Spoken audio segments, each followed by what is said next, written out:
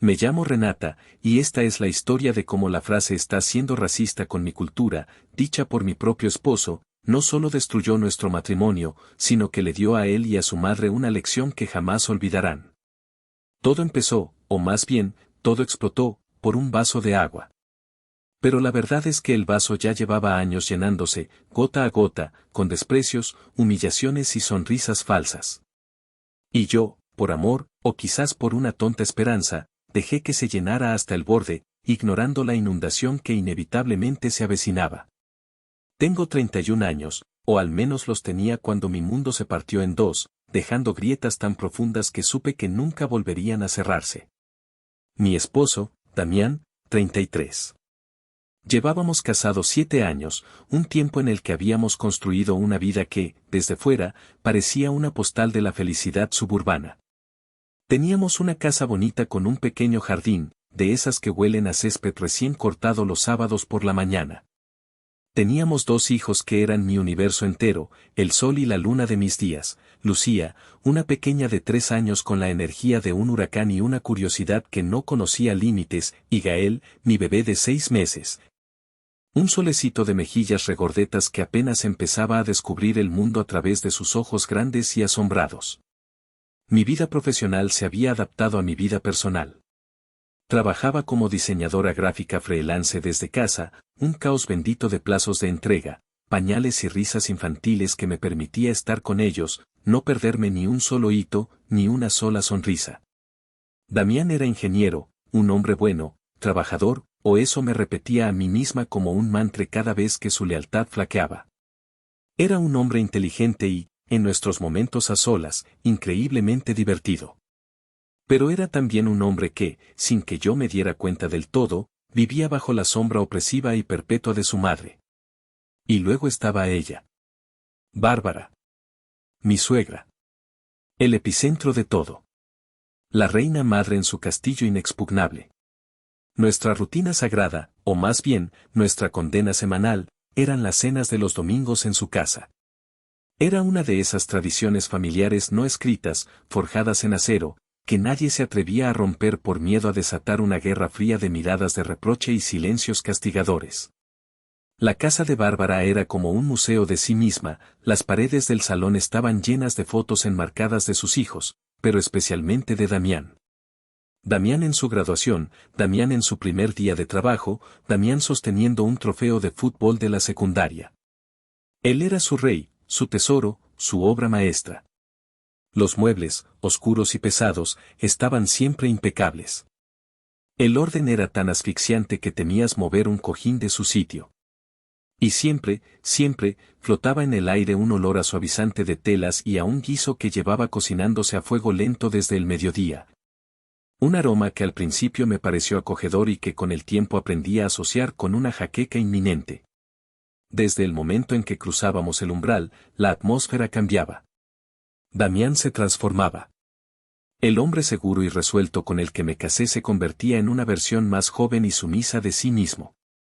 Su tono de voz bajaba, sus hombros se encogían ligeramente, y sus ojos buscaban constantemente la aprobación de su madre en cada gesto, en cada palabra. Y yo, por mi parte, me convertía en la actriz principal de una obra de teatro que odiaba con toda mi alma. Sonreía, asentía, ayudaba a poner la mesa, elogiaba la comida aunque siempre tuviera un exceso de sal, y soportaba el interrogatorio. Porque cada cena era un interrogatorio disfrazado de conversación. Era un tribunal donde yo siempre era la acusada. Renata, querida, ¿no crees que Lucía está un poco delgada? Decía, pellizcando suavemente el brazo de mi hija con una familiaridad que me crispaba los nervios. Jimena le da a su hijo unas papillas especiales que le recomendó un pediatra de renombre. Deberías pedírselas. Le pasaré el contacto. Jimena era mi cuñada, la hija perfecta, casada con un hombre próspero. Y su hijo, por supuesto, era el nieto perfecto, un bebé de catálogo que, según Bárbara, nunca lloraba y dormía toda la noche desde la segunda semana de vida. No te preocupes, Bárbara, Lucía come muy bien, es solo que es muy activa. No para en todo el día, respondía yo, con mi sonrisa de teflón, esa que había perfeccionado para sobrevivir a esas cenas. Ah, la actividad, suspiraba ella, como si la energía vibrante de mi hija fuera un defecto de fabricación, una señal de mala crianza. A veces, un poco de calma no les viene mal. Demasiada libertad puede ser contraproducente. Los niños necesitan estructura, disciplina. Cada comentario era una pequeña aguja, un pinchazo sutil que buscaba minar mi confianza, cuestionar mi capacidad como madre. Si hablaba de un proyecto de diseño emocionante en el que estaba trabajando, ella cambiaba de tema hacia la exitosa carrera de su yerno. Si comentaba lo bien que dormía Gael, ella recordaba lo mucho que sufrió Damián con los cólicos de bebé, una historia épica de noches en vela y sacrificio materno que, de alguna manera, siempre terminaba con una insinuación de que yo no sabía lo que era el verdadero sacrificio. Yo aguantaba. Aguantaba por Damián. Porque después, en el coche de vuelta a casa, en la seguridad de nuestra burbuja, él me tomaba la mano y me decía, mi mamá es así, pero en el fondo te quiere. No le hagas caso. Es de otra generación. Y yo, como una tonta, elegía creerle. Me aferraba a la imagen del hombre del que me había enamorado, no del niño temeroso que se sentaba a la mesa de su madre cada domingo. Pero esa tarde, la última tarde de nuestra falsa paz, el aire se sentía distinto, más pesado, cargado de una electricidad que anunciaba la tormenta que se avecinaba, una tormenta que lo arrasaría todo a su paso. Antes de contarles el momento exacto en que todo se rompió, necesitan entender que la bofetada a mi hija no fue un acto aislado. Fue la culminación, la pieza final de una colección de agravios que yo había ido guardando en un rincón oscuro de mi mente, un museo personal de heridas y humillaciones. Si quieren entender por qué reaccioné como lo hice, por qué una madre que siempre había evitado el conflicto se convirtió en una leona, tienen que pasear conmigo por sus alas. Tienen que ver las cicatrices que ya cubrían mi paciencia. La primera exhibición, la pieza central de la colección, está iluminada con las luces parpadeantes de nuestra boda. Recuerdo la luz dorada del atardecer, la música suave, la alegría flotando en el aire como burbujas de champán. Me sentía en una nube, mirando a Damián, pensando que toda una vida de felicidad nos esperaba. El proceso de planificación ya había sido una batalla. Bárbara había intentado imponer su lista de invitados, cambiar el menú para incluir sus platos favoritos y había criticado sutilmente mi elección de vestido, muy sencillo, dijo. Yo había luchado cada pequeña batalla con la diplomacia de un embajador, cediendo en algunas cosas, manteniéndome firme en otras, todo con tal de llegar al altar. Y entonces, llegó el momento del brindis. Bárbara, con su vestido color lavanda perfectamente planchado, tomó el micrófono. Todos esperaban las típicas palabras emotivas de una madre. Pero Bárbara no era una madre típica. Comenzó con una oda a su hijo, un panegírico que describía cada uno de sus logros desde que aprendió a caminar hasta su título de ingeniero. Era el relato de un héroe, de un ser casi mítico. Luego, giró su cuerpo hacia mí, y su sonrisa no llegaba a sus ojos. Había un brillo metálico en ellos. Y ahora, Damián ha traído a Renata a nuestra familia, dijo, haciendo una pausa dramática para que la frase calara. Una chica moderna, con su trabajo en la computadora. La palabra trabajo sonó como si fuera una afición excéntrica, algo sin importancia. Esperamos que aprenda pronto a cocinar los platillos que le gustan a mi hijo, porque un hombre necesita el calor de una buena comida casera para ser feliz. Salud por los novios. El silencio que siguió fue casi imperceptible, apenas un segundo, pero yo lo sentí como un trueno que retumbó en mi pecho. Varios invitados tosieron incómodamente. Mis padres, en su mesa, me miraron con una mezcla de sorpresa y preocupación. Damián, a mi lado, se rió nerviosamente, una risa demasiado alta. Se inclinó y me susurró al oído, es su forma de hacer una broma, no te enojes. Pero no era una broma. Era una declaración de intenciones. Era la primera piedra de su muro, dejándome claro que yo era la extraña, la usurpadora, la que nunca estaría a la altura. Esa noche, mientras todos bailaban, yo me escondí un momento en el baño, me miré al espejo del tocador y vi como una pequeña grieta aparecía en mi felicidad de novia. La siguiente sala del museo es más luminosa, o lo era al principio. Está decorada con flores blancas y huele a incienso. Es el bautizo de Lucía. Había soñado con ese día. Quería una ceremonia pequeña, íntima, solo con la familia y los amigos más cercanos. Había elegido un vestido sencillo, de lino blanco, para mi hija. Pero Bárbara tenía otros planes. Sin consultarnos, había invitado a la mitad de su agenda social. Es la presentación en sociedad de mi primera nieta, argumentó, como si Lucía fuera una debutante del siglo XIX. El conflicto principal, sin embargo, fue el vestido. Yo le mostré el que había elegido, y ella sacó de una caja de seda una monstruosidad de encajes, tules y volantes que parecía sacada de una película de época. Es el vestido de bautizo de la familia, anunció. Lo usó Damián, lo usó Jimena. Es una tradición. Es una tradición, Renata, dijo, cuando le mostré el vestido que yo había elegido. Pero es que a mí me gustaría ponerle este, es más cómodo para ella. Apenas puede moverse con tanto encaje, intenté argumentar, con la voz más suave que pude. La comodidad no importa, lo que importa es la presentación, sentenció, con una frialdad que helaba. Además, ya le he dicho a todo el mundo que usará el vestido familiar. No querrás que haga el ridículo, ¿verdad? Damián, como siempre, buscó la salida fácil, el camino de menor resistencia. Me llevó a la cocina.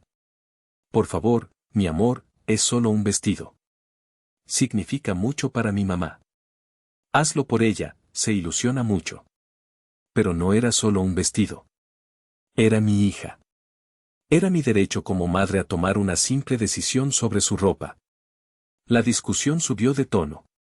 Cuando Bárbara vio que yo no cedía, se llevó una mano al pecho y comenzó a respirar de forma agitada. ¿Y me va a dar algo? Tanta tensión. Con mi presión, exclamó, dejándose caer en un sillón con un dramatismo digno de un Oscar. Damián corrió a su lado, le ofreció agua, le abanicó con una revista.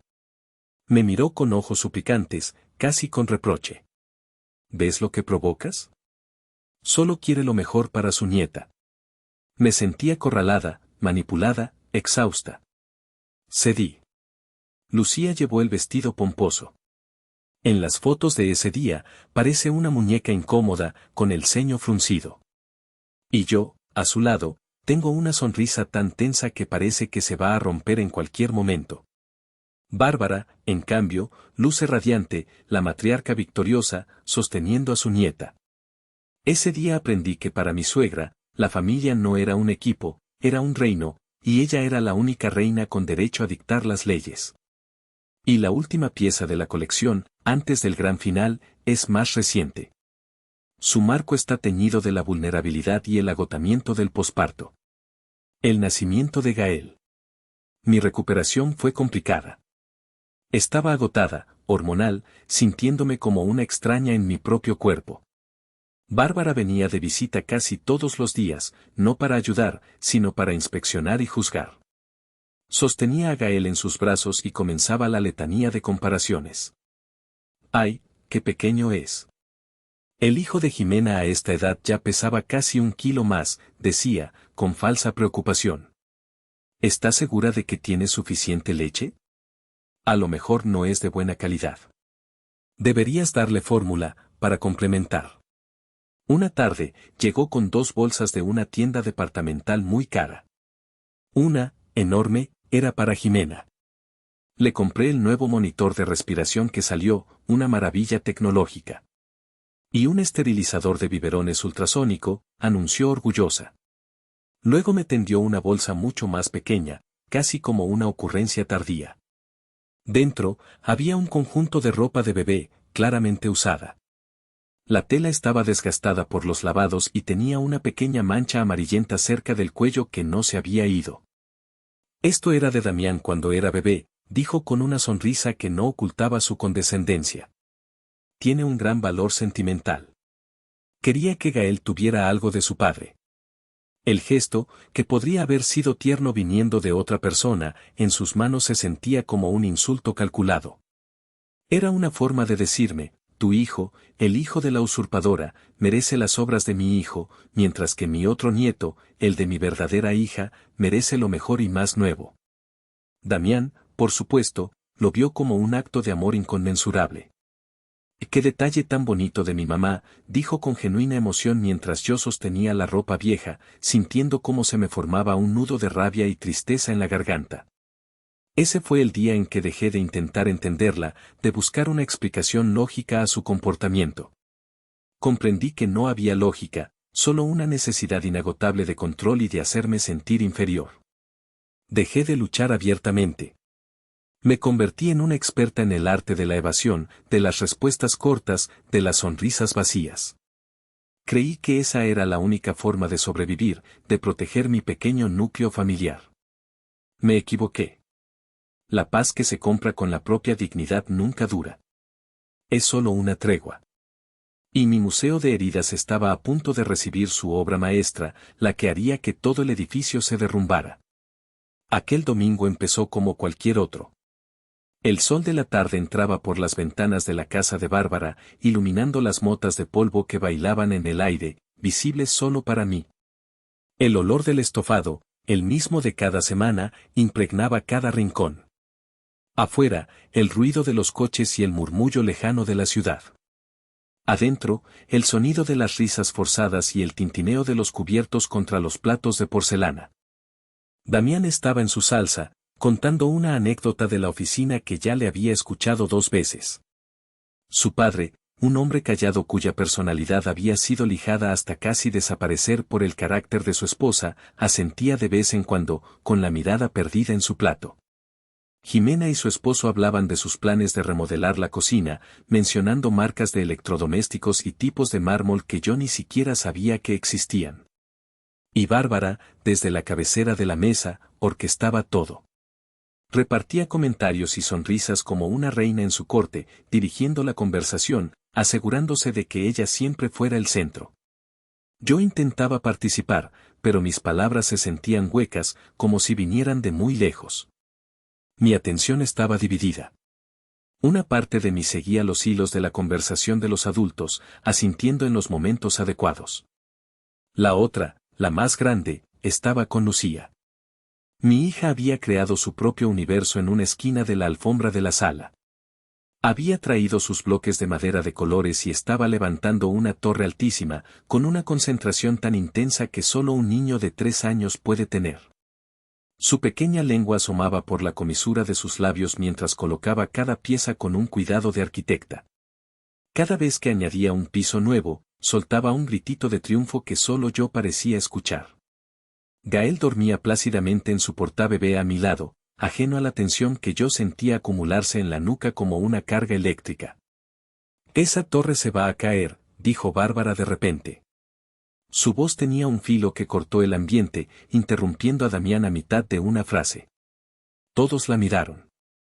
Su mirada estaba fija en mi hija. Lucía, sin escucharla, seleccionó el último bloque, el más pequeño, un triángulo rojo. Se puso de puntillas y, con una delicadeza infinita, lo colocó en la cima. La torre se tambaleó por un segundo, pareció que iba a ceder. Contuve la respiración. Y entonces, se mantuvo firme, desafiando la gravedad y el mal augurio de su abuela. Mi hija aplaudió, una risa pura y feliz brotó de su garganta. Un pequeño orgullo, cálido y feroz, me llenó el pecho. «Muy bien, mi amor», le dije en voz baja, pero mi sonrisa era para ella. Bárbara frunció el ceño. El pequeño triunfo de su nieta parecía haberle molestado. Ignoró por completo el momento. Bebió un sorbo de agua y dejó el vaso vacío sobre la mesa con un golpe seco. Luego, fijó su mirada en mi hija de nuevo. Una mirada depredadora. «Lucía», dijo, y su tono no admitía réplica, no dejaba espacio para la negociación. Era el tono de un general dando una orden a un soldado raso. «Tráeme un vaso de agua de la cocina». La voz era tan autoritaria, tan desproporcionada para pedirle algo a una niña de 3 años, que hasta yo me sorprendí. No fue un «mi amor, podrías», ni un «me haces el favor, cariño». Fue una orden. Seca. Imperativa. Lucía, que por fin había levantado la vista de su obra maestra, la miró sin comprender. Estaba en su mundo, un mundo de colores y formas. Para ella, su abuela era solo un ruido de fondo que interrumpía su juego. Parpadeó una vez, sus largas pestañas rozando sus mejillas, y sin más, volvió a sus bloques, intentando empezar una nueva construcción junto a la torre. Vi el cambio en el rostro de Bárbara. Fue sutil, pero aterrador. Sus labios se apretaron hasta formar una línea fina y blanca. Sus ojos se oscurecieron. La reina acababa de ser ignorada por el miembro más pequeño e insignificante de la corte, y su orgullo herido no podía soportarlo. Lucía. Te he hablado, dijo, esta vez más alto, cada sílaba afilada como un cuchillo. Damián carraspeó, visiblemente incómodo. Pude ver la lucha en sus ojos. Mamá, está jugando. Ya voy yo por el agua, dijo, haciendo el amago de levantarse. No, lo cortó ella, levantando una mano para detenerlo, sin apartar la vista de Lucía. Tú te quedas sentado. Tiene que aprender. Tiene que aprender a respetar a sus mayores. Antes de que yo pudiera reaccionar, antes de que las palabras déjala en paz pudieran formarse en mi garganta, Bárbara se puso de pie. Su movimiento fue rápido, decidido, casi violento. Caminó los pocos pasos que la separaban de Lucía, que seguía de espaldas a ella, absorta en su juego, completamente vulnerable. La vi agacharse. La vi tomar a mi hija bruscamente por el brazo, obligándola a girarse. Lucía soltó un quejido de sorpresa y dolor. Y entonces, vi la mano de Bárbara levantarse en el aire.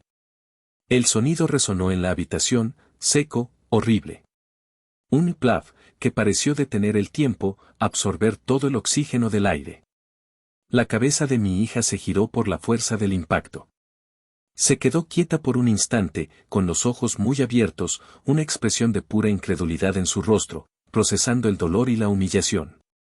Y luego, su carita se arrugó y un llanto desgarrador, un llanto que nunca le había escuchado, un aullido de traición, llenó el silencio de la casa. Cuando un mayor te habla, obedeces. Gritó Bárbara, con el rostro desencajado por la ira, su voz temblando. Aprende a respetar. El mundo se tiñó de rojo. El ruido de la conversación, el olor del estofado, la luz del sol, todo desapareció. Solo existía el llanto de mi hija, la marca roja que empezaba a florecer en su mejilla como una flor venenosa, y la figura de la mujer que se la había hecho. Algo dentro de mí, algo que había mantenido encerrado y bajo control durante 7 largos años, se rompió para siempre, liberando una furia que no sabía que poseía. El llanto de Lucía fue la única alarma que mi cuerpo necesitó. Fue como un interruptor que activó cada instinto maternal dentro de mí. En menos de un segundo, estaba de rodillas a su lado. Aparté a Bárbara de un empujón que no me di, un movimiento puramente reflejo. Ella trastabilló hacia atrás, sorprendida por mi reacción. Envolví a mi hija en mis brazos, su pequeño cuerpo temblaba sin control, sacudido por sollozos que le quitaban el aliento. Le aparté el pelo de la cara, y la vi. La marca roja, nítida, perfecta, con la forma de 5 dedos sobre la piel suave de su mejilla. Una ola de furia helada me recorrió desde los pies hasta la cabeza. Era una furia pura, primal, la furia de una madre cuyo cachorro ha sido atacado sin piedad. ¿Qué has hecho? Susurré, pero mi voz salió como un gruñido bajo, animal. Levanté la vista y me encontré con los ojos de Bárbara. No había ni una pizca de arrepentimiento en ellos. Ni una sombra de duda. Solo una indignación desafiante, la de alguien que cree firmemente tener la razón, la de un tirano cuyo poder ha sido cuestionado. Le estoy enseñando modales, respondió, con la barbilla en alto, recomponiéndose del empujón. Algo que, al parecer, su madre no está haciendo. Esa fue la chispa que incendió la pólvora. La condescendencia en su voz, la absoluta falta de remordimiento, fue demasiado. Me puse de pie lentamente, dejando a Lucía con cuidado detrás de mí, como si mi cuerpo pudiera hacer de escudo contra su veneno. La miré fijamente, y por primera vez, no vi a la madre de mi esposo. Vi a una enemiga. Tú, dije, señalándola con un dedo que temblaba de rabia. No vuelvas a ponerle una mano encima a mi hija. ¿Me has oído? Jamás. En tu vida. Mi voz no era alta, pero vibraba con una intensidad que hizo que todos en la mesa se encogieran. Todos, excepto Bárbara. No tienes derecho a hablarme así en mi propia casa, siseó, dando un paso hacia mí. Es mi nieta y yo la educo como me parezca. Mi casa, mis reglas. No es tu nieta en este momento. Es mi hija. Y tú no la educas, tú la maltratas. Grité, perdiendo por fin el control que tanto me había esforzado en mantener durante años. Fue entonces cuando Damián intervino. O más bien, cuando Damián eligió su bando de una vez por todas. Se levantó y, en lugar de mirar a su madre, la fuente de todo el conflicto, me miró a mí. Me tomó del brazo, con más fuerza de la necesaria, intentando arrastrarme hacia un lado. Renata, cálmate ya, dijo en voz baja, pero con una presión urgente en sus palabras, como si el problema fuera mi reacción y no la agresión. Estás haciendo una escena. Por favor. Aparté mi brazo de un tirón, incrédula. Lo miré, y la desesperación se mezcló con mi furia. ¿Haciendo una escena? Tu madre acaba de golpear a nuestra hija de 3 años. ¿No lo has visto? ¿Estás ciego? Claro que lo he visto, pero no fue para tanto, respondió, y sus palabras me golpearon con más fuerza que la mano de su madre. Me dejaron sin aire. Mi mamá es de la vieja escuela. Así nos disciplinaban antes. Tienes que entenderlo. No fue para tanto. Así nos disciplinaban antes.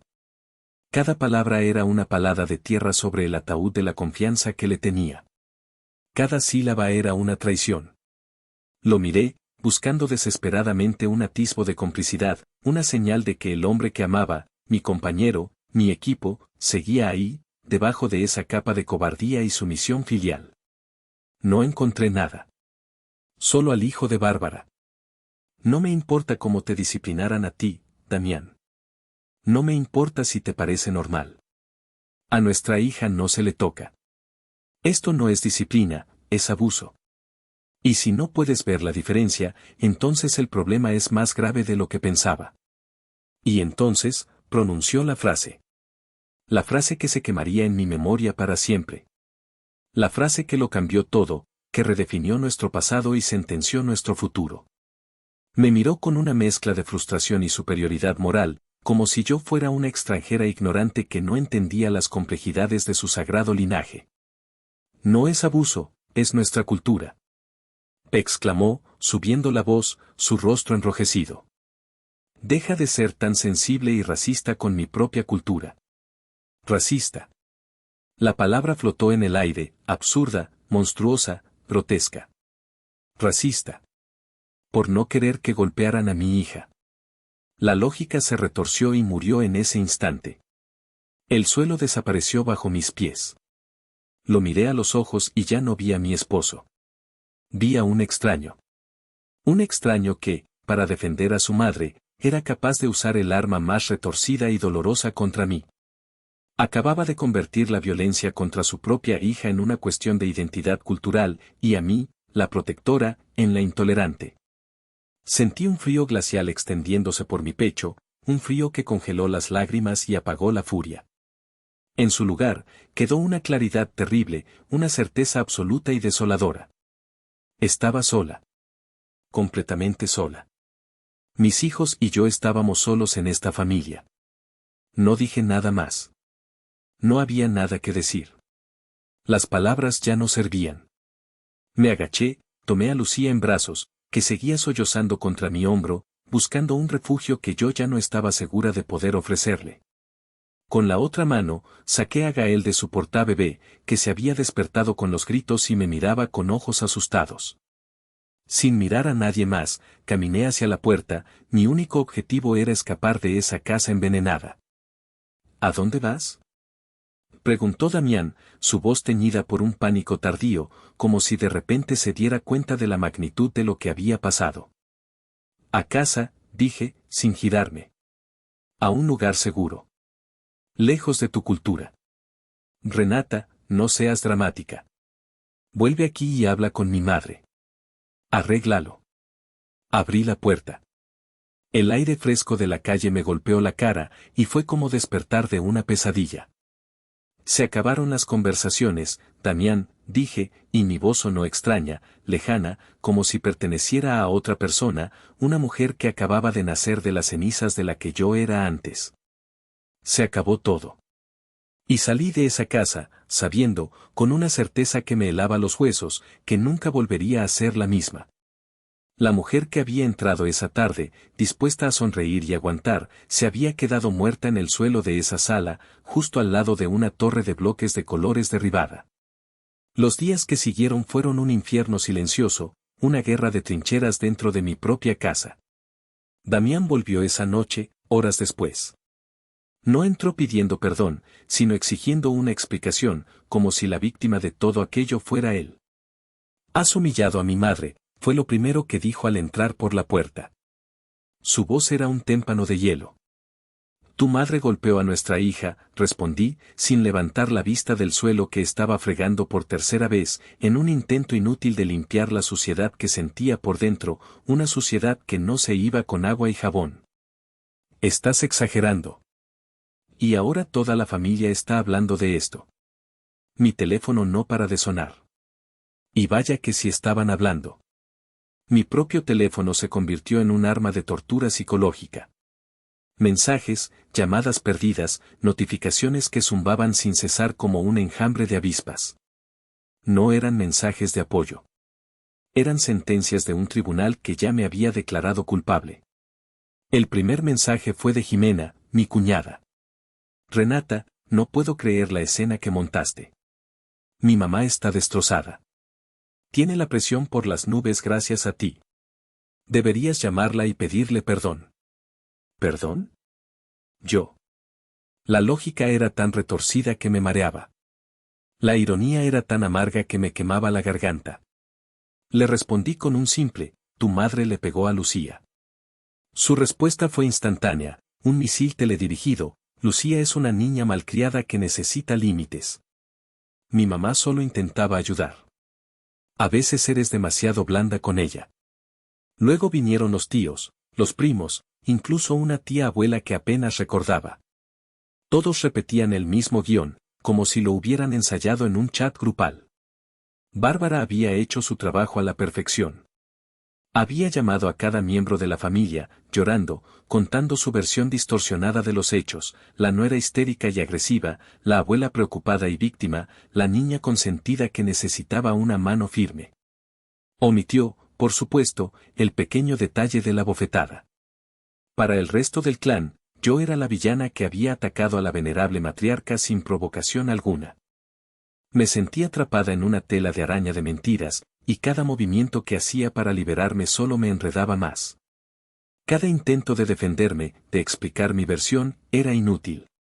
«Estás sacando las cosas de quicio, siempre has sido muy sensible, Bárbara solo quiere lo mejor para todos, en todas las familias hay roces, tienes que aprender a ceder». Me estaban volviendo loca a propósito, utilizando la táctica de gaslighting más antigua del manual, haciéndome dudar de mi propia percepción de la realidad. Damián, en casa, reforzaba el asedio. «¿Ves? Todo el mundo piensa que te pasaste de la raya. ¿No te das cuenta de que eres tú la que tiene el problema? Tienes que ser más comprensiva». Dormíamos en la misma cama, pero un océano de silencio helado nos separaba. Yo me acurrucaba en mi lado, abrazando la almohada, mientras las conversaciones se repetían en mi cabeza, una y otra vez. Empecé a sentirme pequeña, aislada, como si realmente yo fuera la culpable. La presión era inmensa, una losa que me aplastaba el pecho y me impedía respirar. Fue en la tercera noche de insomnio, con los ojos ardiendo de tanto mirar el techo oscuro, cuando un recuerdo fugaz, casi insignificante, cruzó mi mente como una estrella fugaz. Un video. Un video que había grabado hacía un par de semanas, precisamente en la sala de mi suegra. Quería capturar a Gael riéndose a carcajadas por primera vez mientras Lucía le hacía carantoñas con un muñeco de trapo. Recordaba haber dejado el teléfono apoyado en la repisa de la chimenea, grabando. Y recordaba que, con el caos de recoger todo para irnos, se me había olvidado detener la grabación. Lo apagué directamente al subir al coche, sin pensar. Un escalofrío me recorrió de pies a cabeza. ¿Era posible? Me levanté de la cama con el corazón latiéndome en la garganta, tan fuerte que temí que despertara a Damián. Él roncaba suavemente, ajeno a mi tormenta interna. Fui a mi estudio de puntillas, cerré la puerta con cuidado y encendí el ordenador. Conecté el teléfono, mis manos temblaban tanto que apenas acerté a enchufar el cable. Busqué en la galería. Y allí estaba. Un archivo de video de casi 1 hora de duración, olvidado entre fotos de mis hijos. Le di al play, adelantando el cursor hasta los últimos minutos. Y entonces, lo escuché todo. Primero, el sonido de fondo de la conversación familiar, las risas, el tintineo de los cubiertos. Luego, mi voz, clara, diciéndole a Lucía muy bien, mi amor. Después, la voz de Bárbara, nítida y autoritaria, Lucía. Tráeme un vaso de agua de la cocina. El silencio de mi hija. La voz de Bárbara de nuevo, más alta, impaciente, Lucía. Te he hablado. La voz de Damián, intentando mediar, mamá, está jugando. Ya voy yo. La interrupción tajante de ella, no. Tiene que aprender. Y entonces, el sonido. El horrible plav. Más nítido, más brutal de lo que recordaba. Seguido inmediatamente por el llanto desgarrador, agudo, de mi hija. Mi pulso se aceleró. Lágrimas de rabia y vindicación empezaron a correr por mis mejillas, silenciosas, calientes. Pero lo peor, y lo mejor, estaba por llegar. Escuché mi propia voz gritando, defendiendo a mi hija. Y luego, la voz de Damián. Clara como el agua. Inconfundible. Cálmate, mi mamá es de la vieja escuela. Deja de ser tan sensible y racista con mi propia cultura. Ahí estaba. La prueba. La verdad irrefutable. No estaba loca. No había exagerado. Todo había ocurrido tal y como lo recordaba. Tenía su agresión grabada. Tenía su traición documentada. Tenía su mentira embotellada. Me quedé mirando la pantalla, el espectrograma de audio vibrando con sus voces. Tenía en mis manos una bomba nuclear. Podía guardármela, tragarme mi dolor y seguir viviendo en esa mentira para mantener una paz podrida. O podía apretar el botón y volar por los aires su castillo de hipocresía. Pasé las siguientes 24 horas en un limbo, con el secreto de la grabación ardiendo en mi interior. Escuché el audio una y otra vez, hasta que las voces de mi esposo y mi suegra se convirtieron en un eco dentro de mi cabeza. Cada reproducción era una tortura, reviviendo el trauma de mi hija y la traición de Damián. Y, a la vez, era una liberación. La grabación era mi ancla a la realidad, mi prueba irrefutable en medio del gaslighting masivo de toda una familia. Pero, ¿qué hacer con ella? Era un arma de doble filo. Una parte de mí, la parte que todavía amaba a Damián, la que recordaba al chico que me hacía reír hasta que me dolía el estómago y me traía flores sin motivo, quería borrar el archivo. Quería enfrentarlo en la intimidad de nuestro cuarto, mostrarle la grabación, obligarlo a escuchar su propia cobardía. Quería darle una última oportunidad de ver la verdad, de pedir perdón de rodillas, de elegirnos a nosotros, a su familia. ¿No se merecían 7 años de matrimonio esa última oportunidad? ¿No se merecía nuestra historia un intento desesperado de sanar? Pero otra parte, la madre leona que había despertado el domingo, me gritaba que la sanación era imposible sin justicia. Me susurraba que mostrarle la prueba en privado no serviría de nada. Él encontraría una excusa. Diría que sus palabras fueron sacadas de contexto, que estaba estresado, que no quería decir eso. Minimizaría, racionalizaría, y al final, la presión recaería de nuevo sobre mí para que perdonara y olvidara. Y la injusticia quedaría impune. ¿Qué clase de lección aprenderían mis hijos si veían a su madre rendirse? ¿Qué clase de futuro les esperaba en una familia donde la violencia se justificaba con cultura y la verdad se retorcía para proteger al agresor? Me debatía en silencio, mientras seguía representando mi papel de esposa distante y herida. Damián parecía pensar que mi enfado era un berrinche pasajero, una tormenta que pronto amainaría. Actuaba con una normalidad exasperante, hablando del trabajo, preguntando qué había para cenar, como si no estuviéramos en medio de una crisis que amenazaba con derrumbarlo todo. No entendía, o no quería entender, la profundidad de la herida que me había causado. No entendía que no estaba enfadada, estaba de luto por el matrimonio que creía tener. El catalizador final, la gota que colmó el vaso que ya se había derramado, llegó el jueves por la noche. Damián llegó a casa más tarde de lo habitual. Traía una botella de vino, su ofrenda de paz estándar, y una sonrisa forzada que no le llegaba a los ojos. «Tenemos que hablar», dijo, mientras yo terminaba de bañar a los niños. «Estoy ocupada», respondí, con una frialdad que me sorprendió a mí misma. «Es importante. Es sobre la fiesta de Jimena». Terminé de bañar a Gael, lo envolví en su toalla de capucha de oso y lo llevé a su cuna. Luego fui al cuarto de Lucía, que ya estaba en pijama, mirando un libro de cuentos. Su mejilla ya no tenía marca, pero a veces, durante el día, la veía tocarse la cara con suavidad, con una expresión de confusión en sus ojos. Esa imagen me partía el alma. Le di un beso en la frente, le susurré que la amaba más que a nada en el mundo y apagué la luz. Solo entonces, con la armadura de madre puesta, fui al salón. Damián había servido 2 copas de vino. No toqué la mía. «¿Qué pasa con la fiesta?», pregunté, cruzándome de brazos, creando una barrera entre nosotros. Él carraspeó, evitando mi mirada. Se sirvió un trago largo de vino antes de hablar. «Bueno, he estado hablando con mi mamá y con Jimena. Ha sido un día de muchas llamadas. Y todos pensamos que quizás sería mejor que no vinieras este sábado». El aire se escapó de mis pulmones como si me hubieran dado un puñetazo. «¿Perdón?». «Solo para evitar más drama, mi amor. Las cosas están muy tensas. Si vas, mi mamá se sentirá incómoda, la gente empezará a cuchichear. Sería mejor que yo fuera un rato con los niños, para que vean a la familia, y tú te quedas aquí tranquila. Para que las aguas se calmen. Para que todo vuelva a la normalidad». Excluida. Desterrada. Castigada. No solo me habían atacado, culpado y aislado, sino que ahora me estaban borrando de la vida familiar para no incomodar a la agresora. Y mi esposo, mi supuesto compañero, era el mensajero, el ejecutor de la sentencia. Lo miré. Y por primera vez, no sentí ni amor, ni rabia.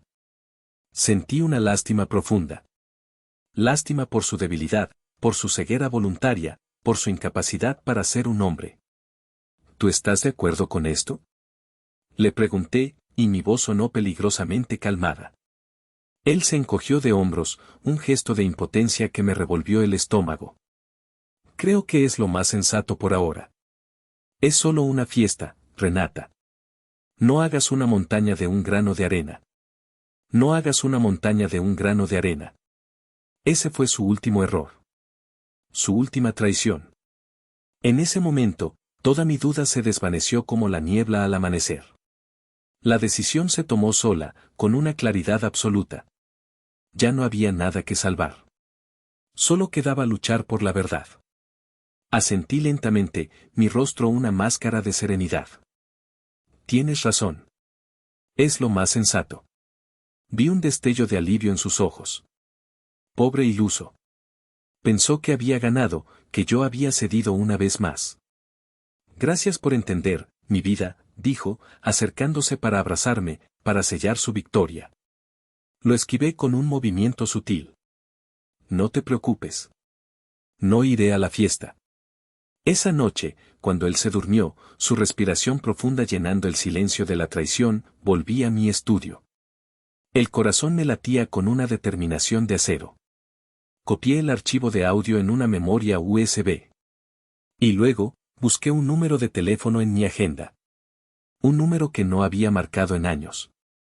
El de tío Mauricio. Mauricio era el hermano menor del padre de Damián, la oveja negra de la familia. Un hombre íntegro, un abogado jubilado que siempre había mantenido una distancia prudente con la rama bárbara de la familia, a la que llamaba en privado la corte de la reina madre. Siempre me había tratado con un respeto y una calidez que contrastaba con la condescendencia de los demás. Era mi única carta. Mi única esperanza. Le escribí un mensaje, mis dedos volando sobre la pantalla: tío, soy Renata. Sé que es tarde, pero necesito tu ayuda. Es algo muy grave sobre Bárbara y Damián. ¿Podemos hablar mañana? La respuesta llegó a los pocos minutos, casi al instante: claro, Renata. Llámame a primera hora. Para ti, siempre. Colgué el teléfono y respiré hondo por primera vez en días. No estaba sola. La guerra había comenzado. Y yo, por fin, tenía un aliado. El plan empezó a tomar forma en mi mente, pieza por pieza, un rompecabezas de justicia. La fiesta de Jimena no sería el escenario de mi humillación. Sería el escenario de su caída.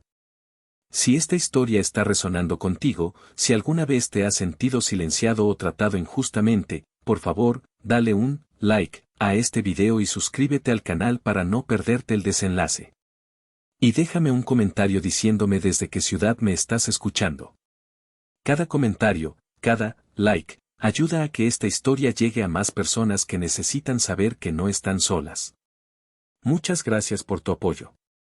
El sábado llegó con un sol radiante, casi insultante, que parecía burlarse de la oscuridad que se cernía sobre mi vida. Observé desde la ventana de la cocina cómo Damián se preparaba para la fiesta. Se vistió con su mejor camisa, una de color azul que yo le había regalado, y se perfumó como si fuera a una cita romántica.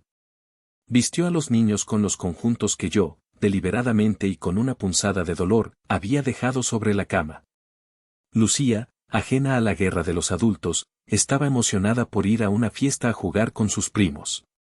Gael, en mis brazos, me miraba con sus ojos grandes y confiados, sin entender por qué su mamá no sonreía. Entregárselos a Damián en la puerta fue uno de los actos más difíciles de mi vida. Sentí un miedo irracional, el miedo de que los llevara a un lugar donde yo no podía protegerlos. Pórtense bien. Mamá los ama mucho, ¿sí? Les susurré, besando sus frentes, inhalando su olor a bebé, a inocencia. No tardaremos mucho, dijo Damián, evitando mi mirada. Sabía que algo fundamental se había roto entre nosotros, pero era demasiado cobarde para enfrentarlo, para ponerle nombre. Tómense su tiempo, le respondí, y una pequeña sonrisa enigmática se dibujó en mis labios. No quiero que se pierdan nada importante. Los vi marcharse desde la ventana. El coche dobló la esquina y desapareció. Y con él, se fue la última versión de la familia que una vez fuimos. Me quedé sola en el silencio de la casa. Pero no había tristeza en ese silencio. Había una calma tensa, la calma del cazador que ha preparado la trampa y espera pacientemente el momento justo para actuar. Mientras tanto, a unos 20 kilómetros de distancia, en casa de Jimena, la fiesta estaba en pleno apogeo. Me la imaginaba perfectamente, porque había hablado largo y tendido con Mauricio esa mañana. Él sería mis ojos y mis oídos. Le había enviado el archivo de audio por la mañana. Lo escuchó en silencio y solo me dijo 2 palabras: cuenta conmigo. Esa mujer ha cruzado una línea que no debía. A través de sus mensajes de texto, yo vivía la fiesta en tiempo real. Me describió la escena, el jardín lleno de globos en tonos pastel, una mesa de dulces que parecía sacada de una revista de eventos, y el murmullo de unas 30 personas, la flor y nata del círculo social de Bárbara. Todos sonriendo, bebiendo mimosas y fingiendo que el mundo era perfecto. Mi suegra, me contaba Mauricio, era la estrella indiscutible. Llevaba un vestido de seda color esmeralda que gritaba mírame y recibía a los invitados con abrazos y sonrisas, como una primera dama en un evento de caridad. Damián, a su lado, presentaba a los niños, que rápidamente fueron absorbidos por la multitud de tías y primos que querían pellizcarles las mejillas.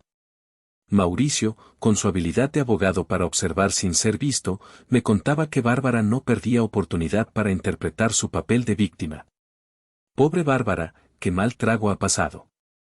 Se le ve tan frágil, escuchó decir a una prima lejana. Esa mujer de Damián siempre pareció un poco intensa.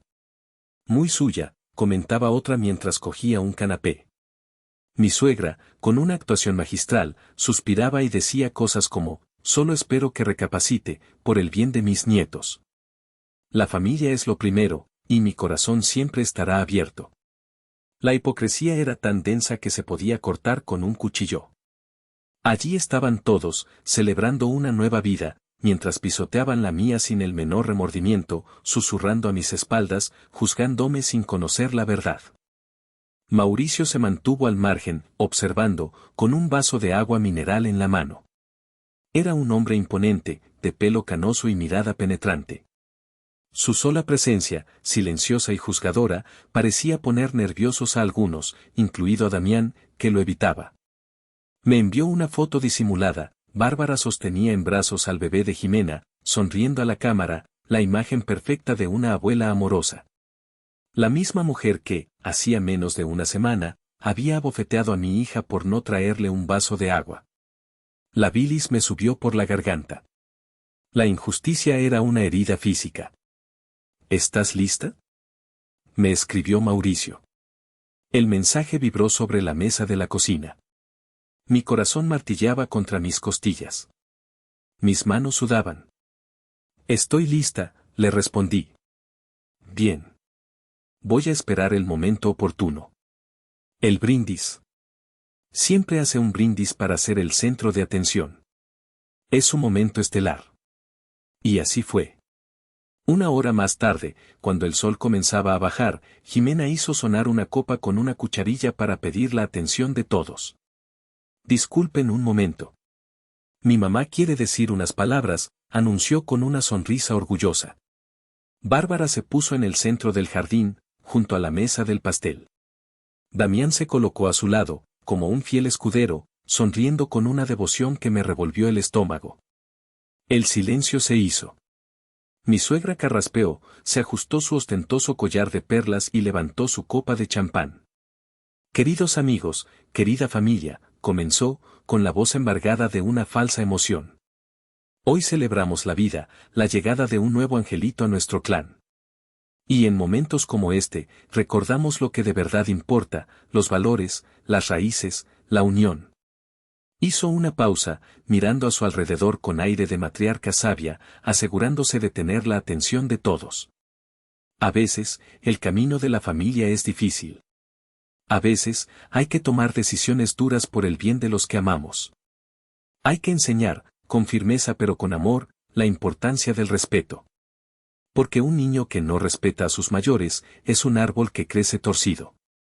Su mirada se endureció por un instante, y supe que esa indirecta era para mí. Pero el amor de una familia lo perdona todo, lo cura todo. Y yo, como matriarca, siempre tendré los brazos abiertos para todos mis hijos, incluso para los que se equivocan. Terminó su discurso con lágrimas en los ojos. La gente aplaudió, conmovida por su supuesta generosidad y entereza. Era una obra maestra de la manipulación.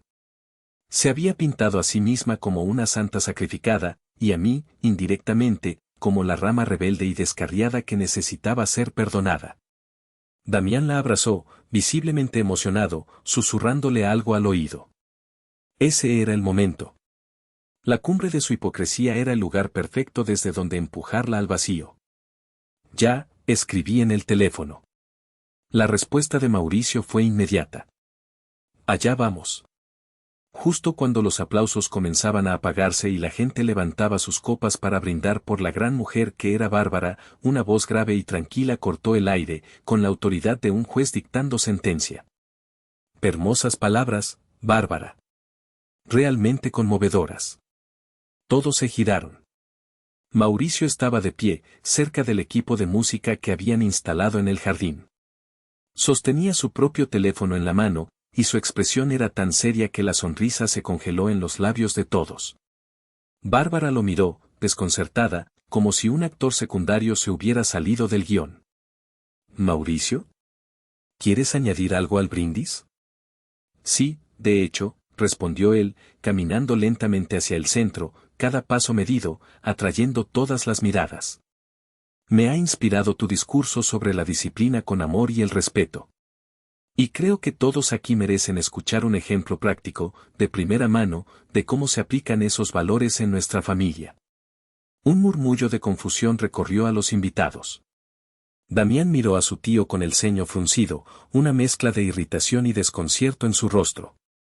Bárbara forzó una sonrisa, pero sus ojos delataban su nerviosismo. Pude imaginármela pensando a toda velocidad, intentando anticipar el movimiento de su cuñado. No sé a qué te refieres, Mauricio. Este es un momento feliz, para celebrar. Oh, lo sé. Y estoy a punto de hacerlo inolvidable, dijo él. Y en su voz no había malicia, solo la fría determinación de la justicia. Con un movimiento rápido, conectó su teléfono al altavoz a través de Bluetooth. Un pitido corto, electrónico, confirmó la conexión, un sonido que para mí fue el preludio de la explosión. Y entonces, apretó el play. El silencio del jardín se rompió, no con música, sino con el sonido familiar de la conversación del domingo anterior. Mi voz, la de Lucía, la de Damián. La gente se miraba, extrañada, intentando entender qué era aquella extraña interrupción. Y entonces, la voz de Bárbara, amplificada, clara como un cristal, resonó entre los árboles y los globos pastel. Lucía. Tráeme un vaso de agua de la cocina. El rostro de Bárbara se congeló. El color desapareció de sus mejillas, dejándola con una palidez cerúlea. Miró a Mauricio con pánico puro, sus ojos abiertos como platos. La grabación continuó, implacable. Lucía. Te he hablado. La voz de Damián, temblorosa, intentando mediar, mamá, está jugando. Ya voy yo. La interrupción tajante y fría de ella, no. Tiene que aprender. Y entonces, el sonido. El plaf. Amplificado por los altavoces, sonó como un disparo. Un sonido obsceno, violento, inconfundible. Seguido, un microsegundo después, por el llanto desgarrador y aterrorizado de mi hija. Su llanto llenó cada rincón del jardín, haciendo que varias personas se llevaran las manos a la boca por el shock.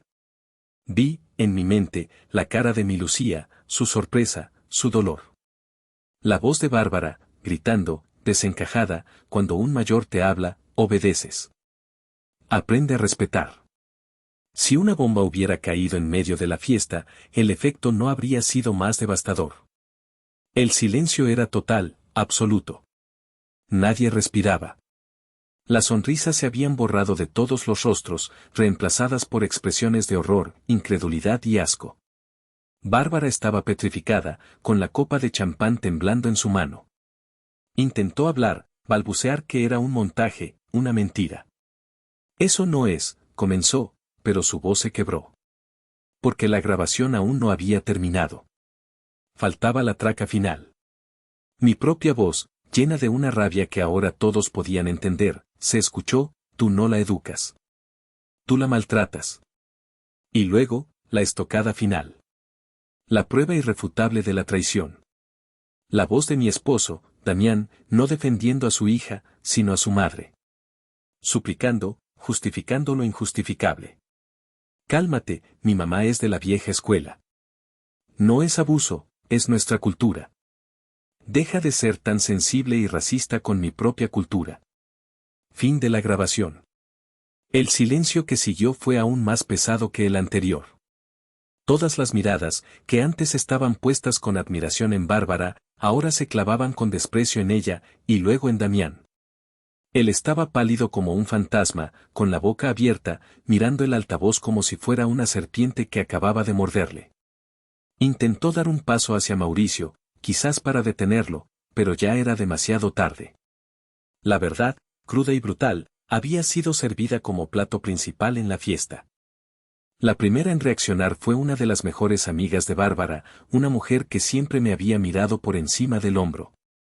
Dejó su copa sobre la mesa con un golpe seco y, sin decir una palabra, la miró con una expresión de profunda decepción y se fue. Fue la primera ficha del dominó. Uno a uno, en un silencio sepulcral, los invitados empezaron a marcharse. Sin despedidas. Sin excusas. Solo con miradas de asco y desprecio dirigidas a mi suegra y a mi esposo. La fiesta de la hipocresía se había convertido en el funeral de su reputación. Mauricio se acercó a un Damián catatónico. Le dio una palmada en el hombro, no de consuelo, sino de sentencia. La cultura no es una excusa para la cobardía, sobrino. Y la familia no es un escudo para la crueldad, dijo en voz baja, pero sus palabras resonaron como un veredicto en el silencio del jardín devastado. Luego, se fue, dejándolos solos en medio del desastre, Bárbara, Damián, y los restos de un pastel de bienvenida que ya nadie iba a comer. En la pantalla de mi teléfono, un último mensaje de Mauricio. Misión cumplida. Justicia servida. Y por primera vez en muchos días, sentí que podía volver a respirar. La llamada de Damián llegó una hora después, tal y como había previsto. No la contesté. Luego otra. Y otra. Dejé que el teléfono vibrara sobre la mesa de la cocina, una y otra vez, un zumbido furioso e impotente. Dejé que fuera al buzón de voz. Sabía lo que vendría después. La confrontación. El último acto de una tragedia que él mismo había escrito, negándose a ver que era el villano de la historia. Cuando escuché su coche aparcar en la entrada, frenando bruscamente, mi corazón dio un vuelco, pero no de miedo. Era una especie de expectación fría, una calma extraña. Estaba lista. Por primera vez en 7 años, estaba lista para no ceder, para no disculparme por sentir, para no buscar una paz que solo me costaba mi propia alma. La puerta se abrió de golpe. Damián entró en la casa como un toro furioso. Su cara estaba roja, sus ojos inyectados en sangre. Detrás de él, no había ni rastro de los niños. ¿Dónde están mis hijos? Fue lo primero que le pregunté, y mi voz sonó firme, sin un ápice de temblor. En casa de Jimena, escupió, lanzando sus llaves sobre la mesa con un golpe violento. No quería que vieran esto. ¿Se puede saber qué demonios has hecho, Renata? ¿En qué estabas pensando? Se acercó a mí, con el dedo índice apuntándome como si fuera un arma. Has humillado a mi madre. La has destruido delante de todos sus amigos. Y a mí. ¿Sabes cómo me sentí yo, escuchando esa grabación, viendo cómo todos nos miraban como si fuéramos monstruos? Me has traicionado. Lo dejé hablar. Dejé que vaciara toda su rabia, toda su indignación autojustificada. Era fascinante, en un sentido macabro. Era un manual de autodefensa narcisista. Ni una sola vez mencionó a Lucía. Ni una sola vez mostró un atisbo de remordimiento por lo que ella había sufrido, por el sonido de su llanto aterrorizado que había resonado en aquel jardín. Su única preocupación era su orgullo herido y la reputación hecha añicos de su madre. Cuando por fin se detuvo para tomar aire, lo miré directamente a los ojos y mantuve la mirada. Yo no te he traicionado, Damián. Yo no he humillado a tu madre. Ella se humilló sola en el momento en que levantó la mano contra mi hija. Y tú te traicionaste a ti mismo, a tus hijos y a mí, en el momento en que decidiste que su orgullo era más importante que el dolor de una niña de 3 años. La grabación no mintió. No manipuló nada. Solo mostró la verdad. La verdad que tú te has negado a ver durante años. Él negó con la cabeza, como un niño terco que se niega a admitir que ha roto un jarrón. No lo entiendes. Mi madre, ella no es mala. Es de otra época, tiene sus formas. Se equivocó, ¿vale? Pero lo que has hecho es cruel. Es vengativo. Has destruido a la familia. ¿Cruel? Repetí, y una risa amarga, seca, se escapó de mis labios.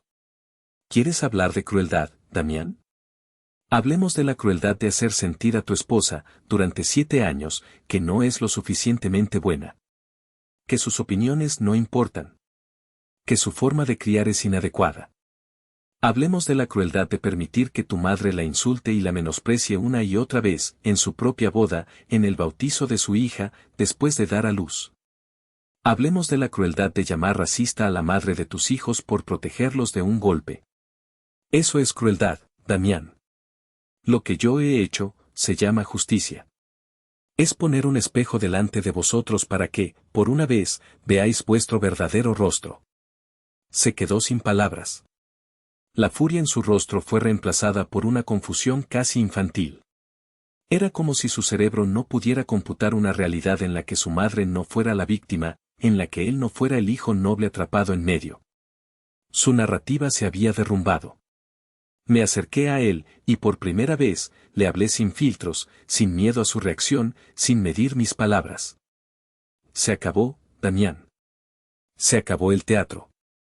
Se acabó el sonreír mientras me clavan puñales por la espalda. Se acabó el tragarme mi dolor para mantener tu paz. Tienes una última oportunidad. Y no es conmigo. Es contigo mismo. Di un paso atrás, creando una distancia física que reflejaba el abismo emocional que ya era insalvable entre nosotros. Vas a buscar ayuda profesional. Un terapeuta. No para nosotros, ya es tarde para eso. Para ti.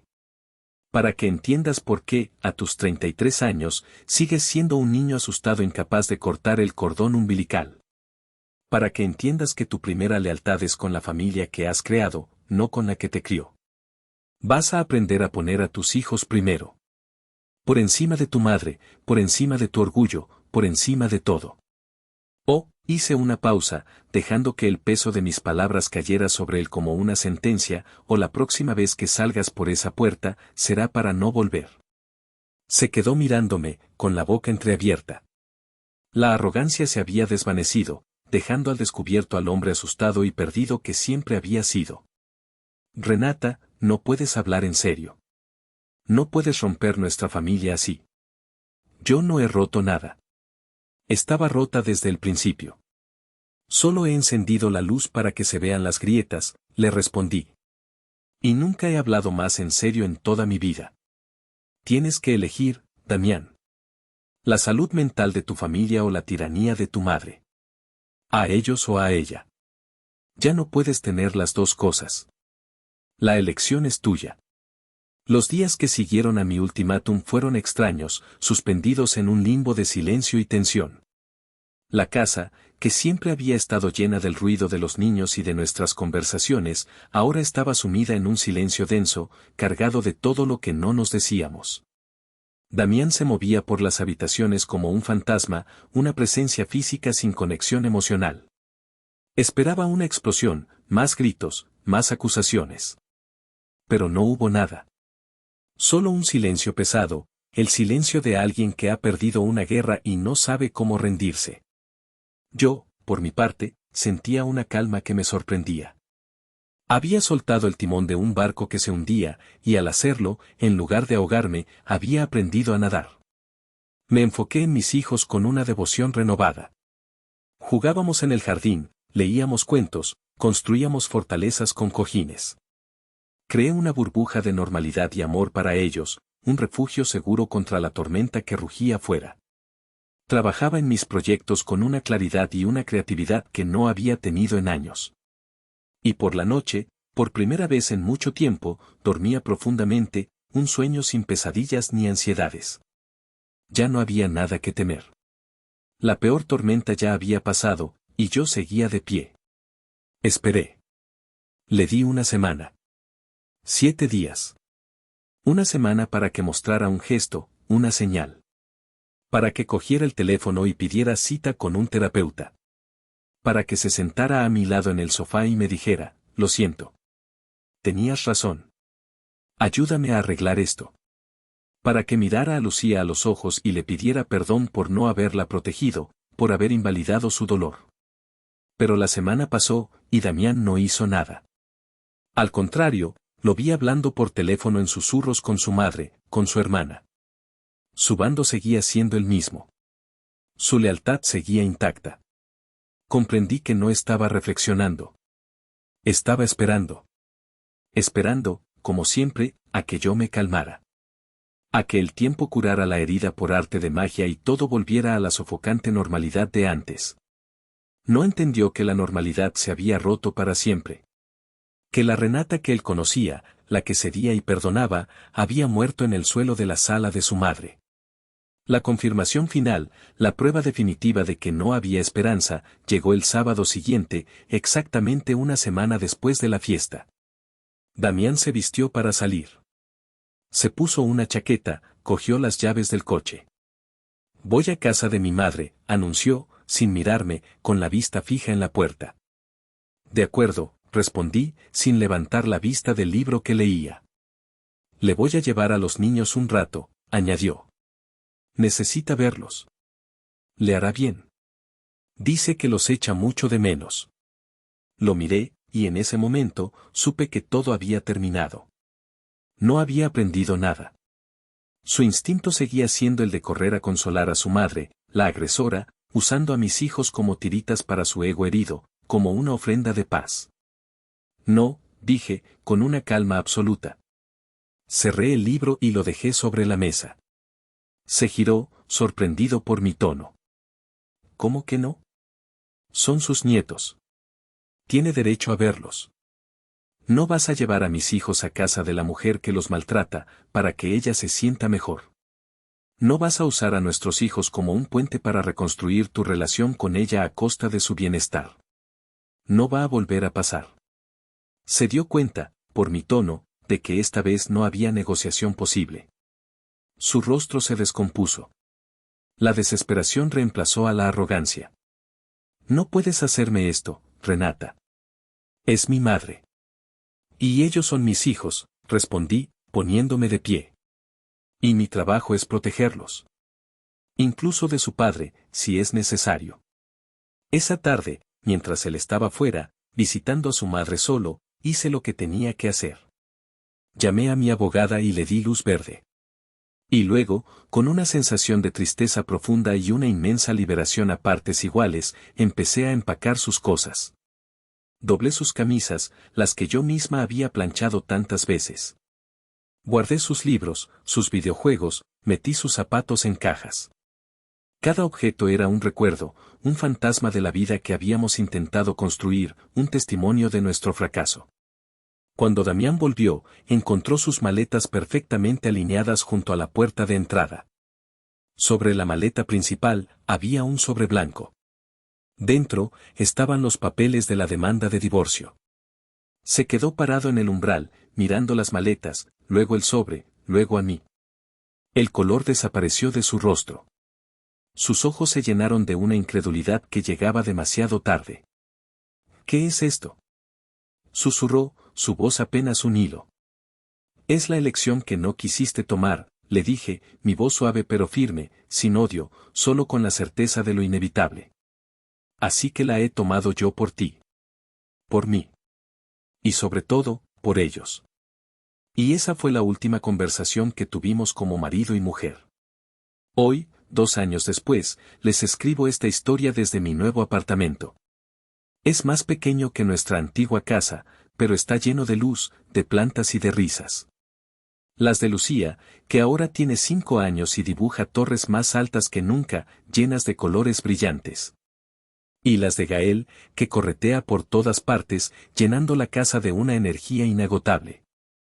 He recuperado mi paz. He recuperado mi poder. He recuperado mi voz. El camino fue un infierno, no se los voy a negar. Hubo abogados, peleas por la custodia, más intentos de manipulación por parte de su familia. Pero me mantuve firme. La grabación fue mi escudo y mi espada en el juzgado. Damián ve a los niños los fines de semana, en un entorno supervisado. Dicen que su madre sigue sin entender por qué su familia se rompió. Sigue creyendo que ella es la víctima, que yo soy la mala que le robó a su hijo y a sus nietos. Algunas personas nunca cambian. Pero yo sí cambié. Aprendí que el amor no puede sobrevivir sin respeto. Que la familia no es un lazo de sangre, sino un lazo de confianza y seguridad. Y que, a veces, la decisión más valiente y amorosa que una mujer puede tomar es la de marcharse. Sé que fue una medida drástica, pero al final del día, mi única prioridad era la seguridad física y emocional de mi hija. ¿Ustedes creen que hice lo correcto? ¿Fui demasiado lejos? Gracias por haber llegado hasta el final de mi historia. Si te ha conmovido o te has sentido identificado, Te agradecería mucho que le dieras un like, que la compartieras y que te suscribieras al canal para no perderte futuros relatos. Vuestra interacción es lo que nos permite seguir creciendo. Si están disfrutando de este relato, me darían una alegría muy grande si presionan el botón de hipear. Su apoyo significa muchísimo para mí y me anima a seguir buscando historias para ustedes. Muchas gracias de corazón.